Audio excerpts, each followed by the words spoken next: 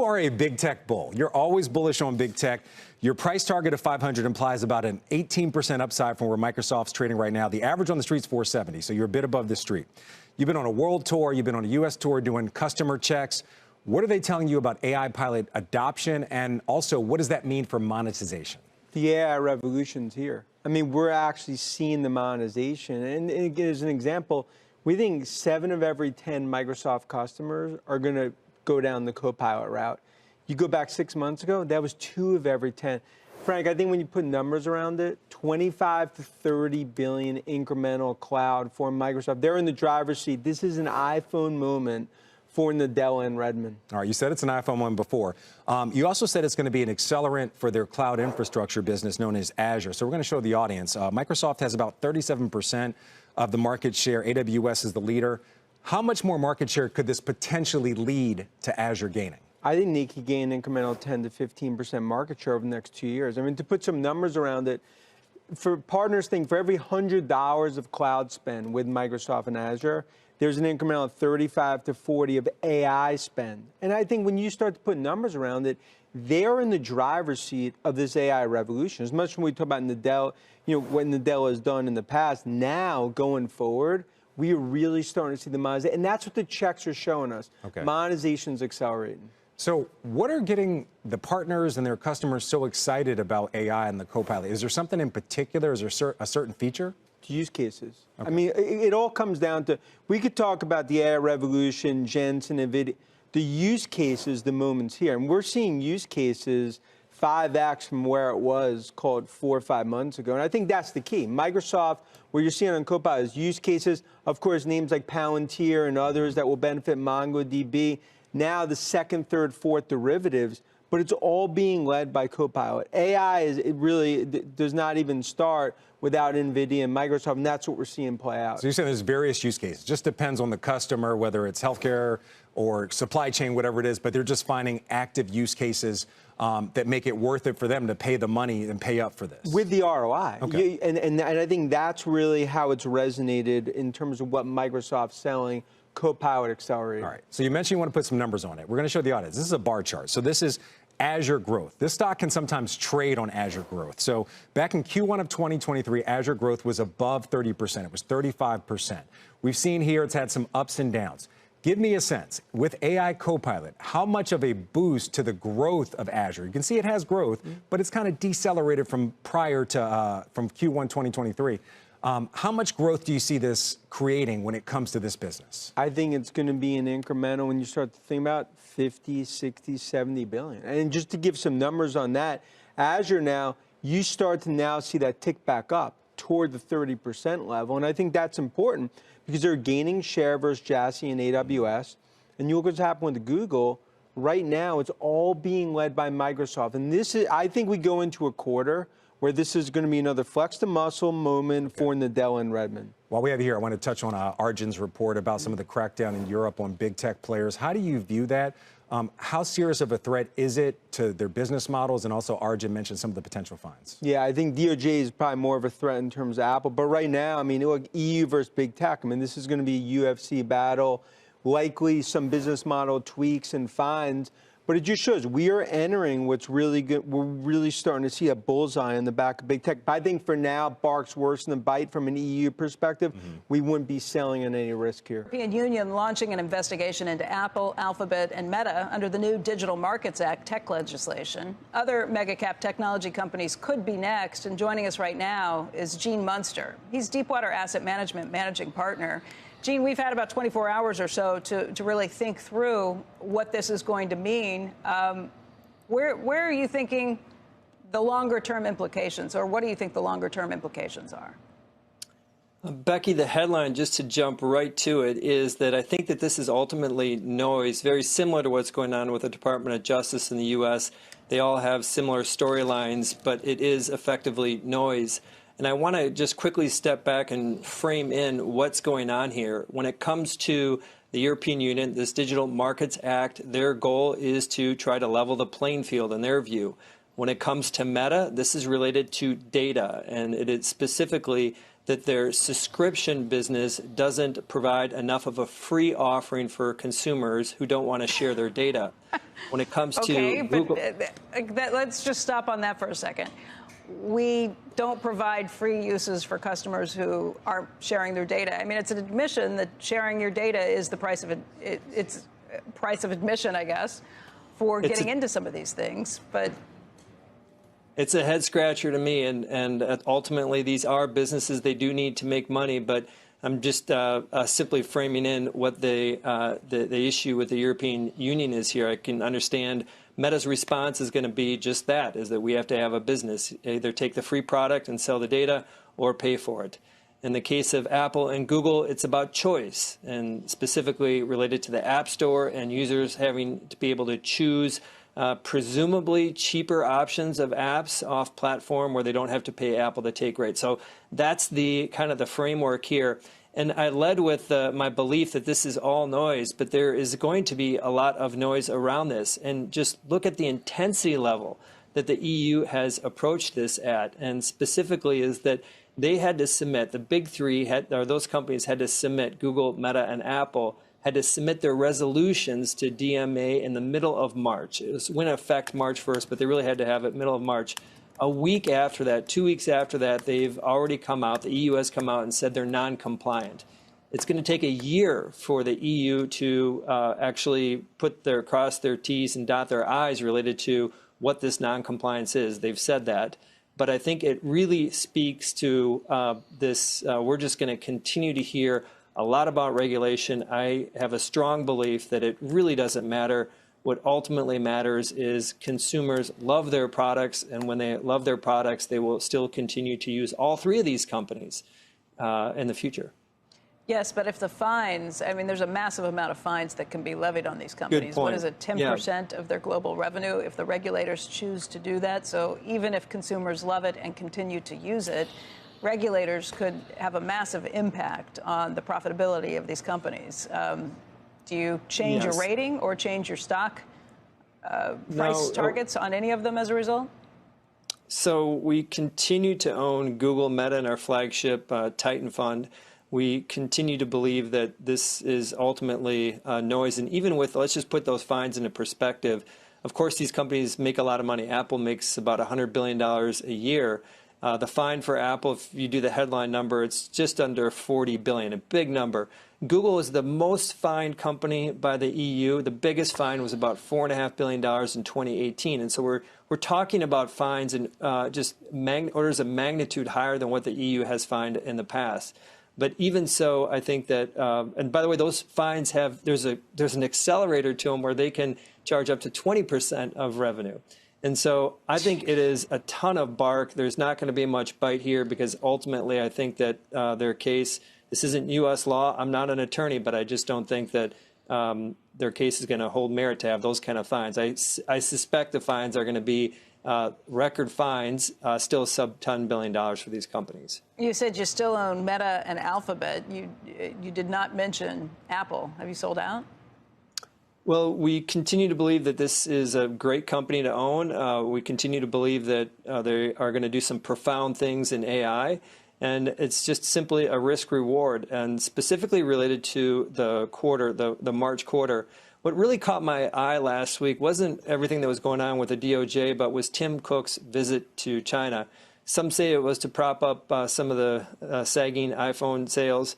I believe it was to make goodwill of what could happen with TikTok and some of the potential fallout related to geopolitical around that. There's going to be retaliation from China. We're already starting to see some of that. But I think that there is a question that we have just in terms of how this near term plays out. Long term, still very much believe this company has a pole position related to what they're going to do in personalized AI. We're going to hear a lot more on that in June. Just would like to see how this March quarter plays out. But you sold it? It's not in the fund anymore? So we have different funds, and it has at different times, it's been in different funds. But currently we do not own it. But we continue to believe strongly and look for opportunities to do just that, to get back involved. Wait, I'm sorry, you said currently we don't own it? Something was in my ear. That's correct. We currently do not own this. This when is a did company you sell it? You know, top of my head, I don't remember. We've got multiple funds, and it can move in and out of those funds. So I don't know the exact timing on it, but I can say that this is one we continue to believe in longer term. We're just navigating what's going on with the March quarter and what some of the commentary. I do believe that is kind of, if we look at the picture right now related to this talk about regulation, I think that the conversation is going to quickly shift to what's going on on the March quarter, and with Apple, it's specific to some of the China sales. And so, we want to navigate these the near term. Where would you buy it? I think that it's more about just getting past. I think that shares at this level are attractive, but it's more just getting through what I think is going to be a difficult news cycle around Apple on the March quarter and some of their commentary about this year, kind of a weak iPhone cycle. And so for me, it's at this level, I think that it's attractive, but we just look for opportunities after this news is in the stock. So Lower. I'm just wondering how low.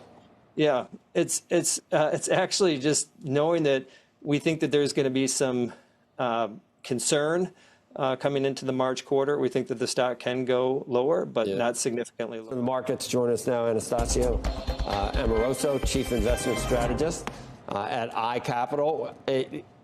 Where have you, I can't remember the last time you were on, Anastasia, but we've had a lot of data points, a lot of Fed speak, a lot of, we've had inflation numbers, and we've ratcheted back how many cuts we're going to get. How are you feeling about the prospects for stocks and bonds for the rest of the year? Yeah, well, good morning, Joe. I'm feeling pretty good about the prospects for stocks. And I think the last time I was on with you was actually in December, and we talked about looking to this year as being the year of a greater opportunity set for investors and a year of broadening out. And we clearly have been seeing some broadening out, even though tech is still leading the way, but you do have sectors like energy and financials and industrials that are starting to participate more and more in the rally. So feel good about that. And then generally speaking, Joe, I think despite, the near-term overbought conditions that we've actually had since December, and despite, us hitting new record highs, I think stocks do have staying power.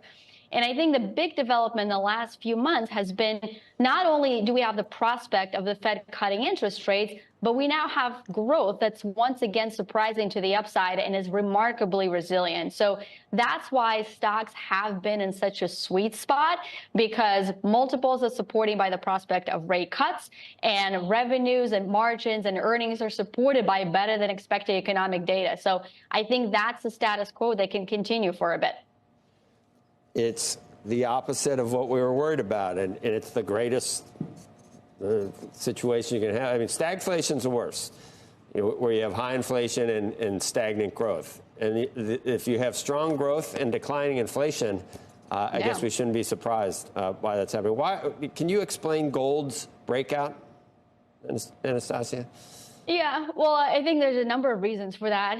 First of all, if the Fed does actually cut interest rates, then, the time of high real interest rates that the U.S. dollar investors have been enjoying, that time might be behind us. So that's why investors have been turning to gold. That's why they've been turning to Bitcoin, because if real rates fall, that bodes well for those sort of alternative assets. That's one point. And then, as calm as things are, Joe, in the equity markets and the U.S. economy, we know that things are not calm in places around the world. And once again, I think that's why investors are seeking out some of these havens from geopolitical instability. And that's why you're seeing some of the upside move in gold and Bitcoin as well. What's more concerning, that we have that we don't have inflation under control? I mean, that could be why gold is moving too. All the debt overhang, the interest payments that we're facing. You'd like to bring rates. You'd like to bring rates down so that the debt service is lower. But a lot of times, if you have a lot of debt, inflation helps. What you're paying back is not quite as much as what you borrowed. So I mean, policymakers and central bankers have a lot to deal with, and it's a difficult period, I would think, for them. Look, they do have a lot to deal with.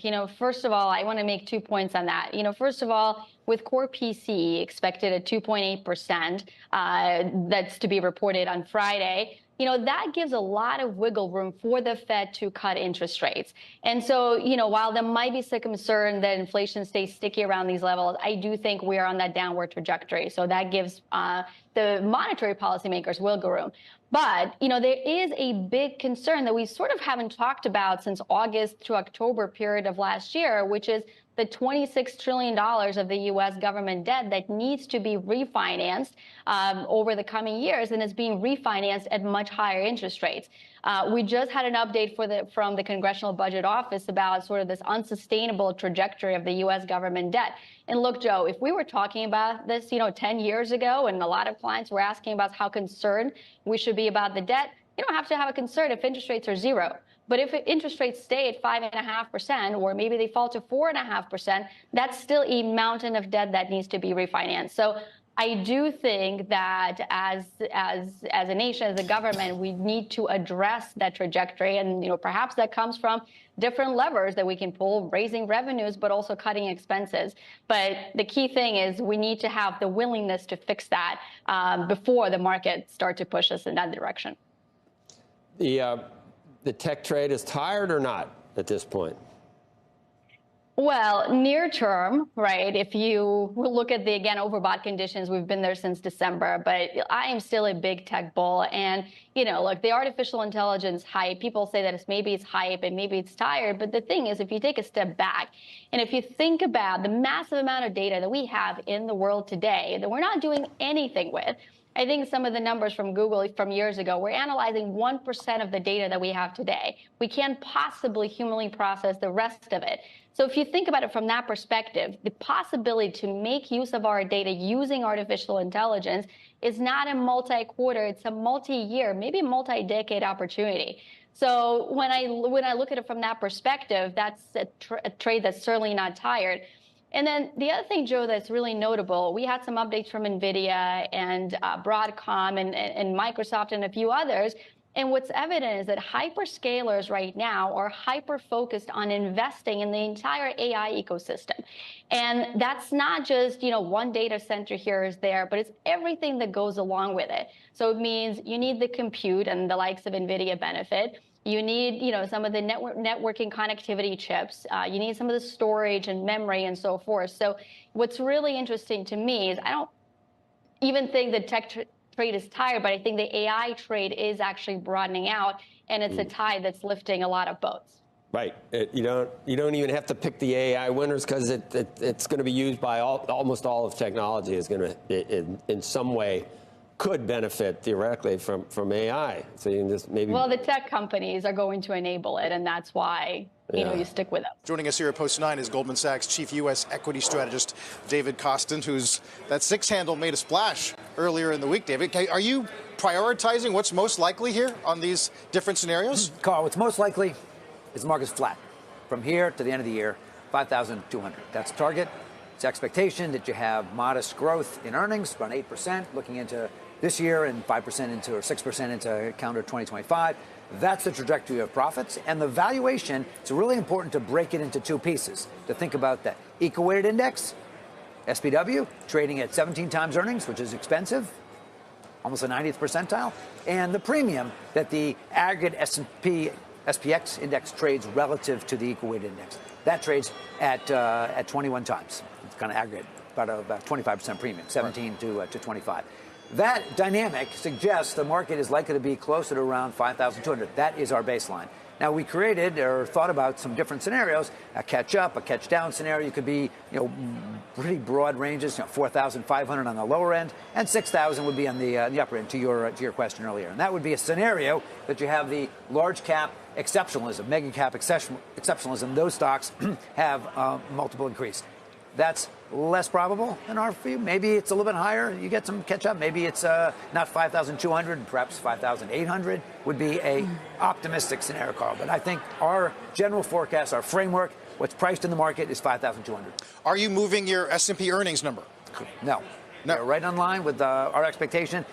Our forecast of around plus 8%, $241 a share, The consensus of the other strategists in the street a little bit lower than that, and the bottom up of all the analysts roughly in line with that. So bottom line, just think of high single-digit kind of earnings growth, and that is pretty much the expectation. If you stand back, you got four things. You got the economy, you got earnings, you have valuation, you have money flow. What is priced into the market? The equity market today prices as though the U.S. economy is growing at 4%. It's not growing at 4%, but equity investors are pricing such. You can look at cyclical stocks relative to defensive stocks. That's the economy. The earnings, as I indicated, high single digit, basically pretty optimistic. Margins, a little bit higher, sales growing. Basically, that's a positive scenario in the backdrop. Valuations high, as we just talked about, not the highest, but it's pretty extended. And the money flow. Where's the money flow coming? It's coming from corporate repurchases. It's coming from households putting a little more money into equities. There's net selling on the part of pension funds, on mutual funds. Those are the stories. That's the framework. David, do you have a direct negative correlation between where interest rates are, the Fed fund rates, and your S&P target? If we get more cuts, does your target increase? Or actually, we learned in the last couple of years that where the Fed funds rate isn't the key factor? Well, Alfred, it's an excellent point, because when the market was pricing, was 3 cuts was priced into the market sort of last fall, and then it kind of moved all the way to 6 cuts, again, forward market pricing.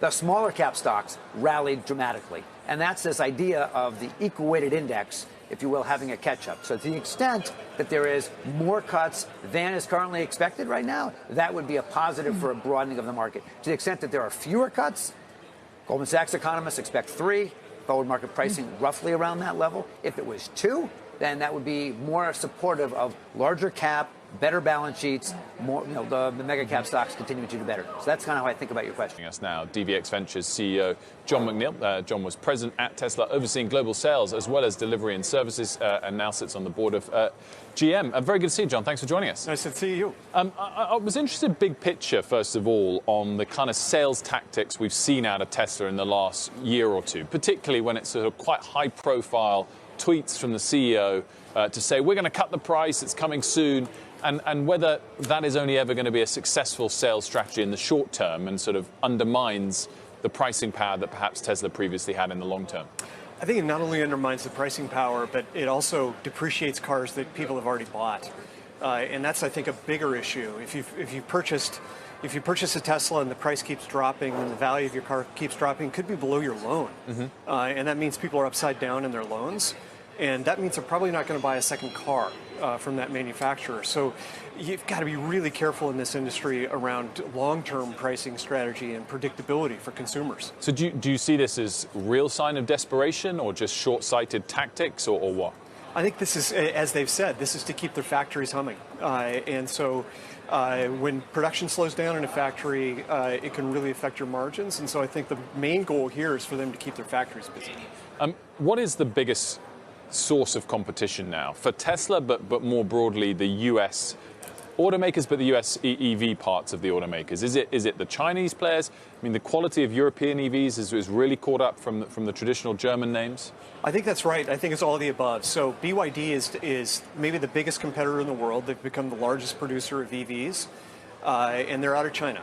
But here in the U.S., we've got now a wave of cars coming to market this year. They're very affordable. So you've got cars like the Chevy Bolt that are less than $20,000 after the incentive, and the Chevy Equinox that's less than $30,000, which is a SUV with more than 300 miles of range. But still can't compete with those Chinese EVs in terms of price. On a price point, that's exactly right, because there's a bunch of incentives and subsidies that the Chinese government helps their manufacturers with. And so that's an issue for all manufacturers outside of China to deal with, and policymakers. Is GM rethinking the EV future that Mary Barra talked about, given what we've seen from the consumer and from competition? I think, Goldman just published a study that more than almost 60% of consumers for their next car are considering an EV. We sold 1.2 million EVs in the U.S. last year. That's a $65 billion market already for EVs, and it continues to grow. I think we're going to have a rough first quarter in terms of sales data because a lot of the cars didn't qualify for the tax incentive, but that's now worked itself out, and I think we'll return to growth second through fourth quarters of this year. You mentioned the weak residual value of a Tesla. Is that because of repair costs or just friction in finding a buyer for a used car? It's mainly because the sale prices have come down. So if I paid $90,000 for a Model S 3 years ago, that car now sells for $70,000. And so that's the biggest driver of the decline in residual values. The repair costs are actually quite a bit less. Like I drive a couple of EVs. I haven't been to the repair shop in a couple of years because an EV motor has only one part. So there's not a lot to break in that car.